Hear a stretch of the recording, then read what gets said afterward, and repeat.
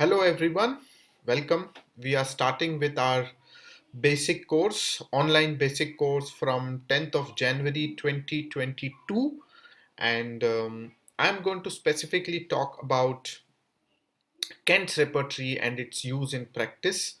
Um, two separate sections. One is on the physical chapters of Kent's repertory, and one is on the mind chapters. So just to give you a glimpse of why is it important to study repertory and what does repertory give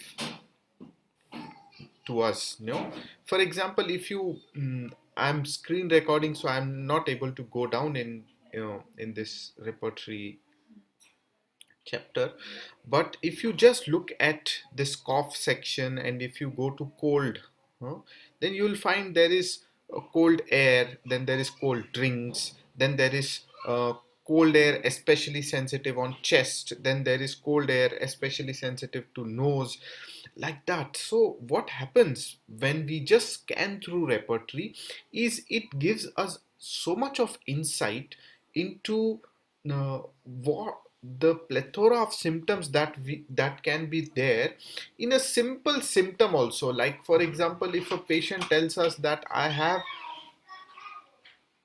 aggravation from cold air, so then we can ask the patient, or we can more importantly listen very intently what is the patient talking about in relation to this cold air aggravation. Did the patient say, oh doctor, the cold air is so much that it catches my chest, or did he say that I want to cover the throat, or it reaches my throat, or it causes shivering all over my body? What is the exact sensitivity that this cold air causes in the patient? That gives us the keynote, that gives us the indications.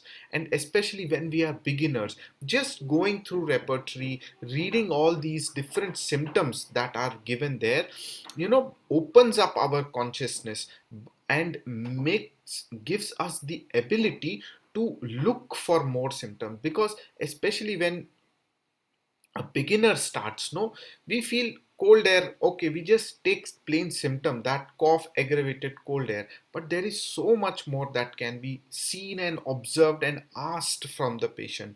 And one way to open up our consciousness is to just read repertory. We don't even need to remember what rubrics we read, we don't even need to remember what remedies are there in that rubric, but just going through and reading this just opens up your consciousness. So we learn through many cases that how important and how by reading repertory we get preciseness and accuracy in our symptom selection.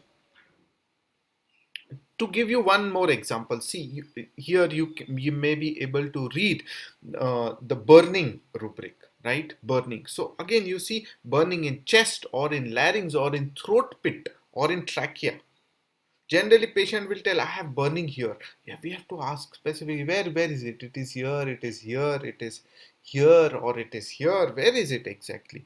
That preciseness will come from repertory. That we will learn to pick up precise rubrics from the patient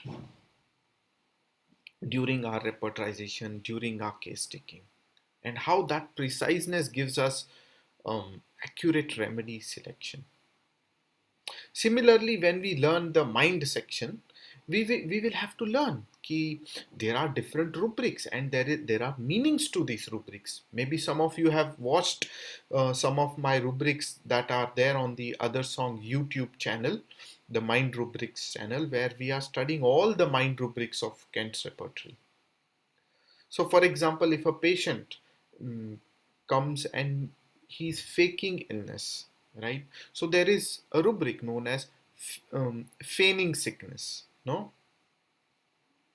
Where you feign that you are ill when you are not, where you fake it. Huh? Another rubric is affectation, where affectation also means to fake. Now, what is the difference between affectation and feigning? Both are faking. Both of them are showing something that is untrue. The The difference is in affectation, the person is trying to fake something so that he is able to impress you. I say that I have a branded shirt so that you feel okay, he wears some branded shirt, so he must be some good person. Hmm? But in feigning sickness, you just feign that I'm ill. Oh, because maybe you want sympathy, or maybe you don't want to go to school today, or maybe you want to avoid something. There can be other issues in feigning sickness. But affectation is precisely to create impression, to make you feel that I am something good. Hmm? Like that, we have to learn repertory rubrics and differentiate the mind symptoms. So we'll see some examples of how to use mind rubrics, how to differentiate mind rubrics, how to differentiate those remedies in those rubrics, etc. So this is going to be very, very exciting, friends, and I really believe it's going to be a very, very enriching session for all of you. I look forward to seeing you during these sessions, and happy learning. See you all soon during the basic course session. Till then, bye bye.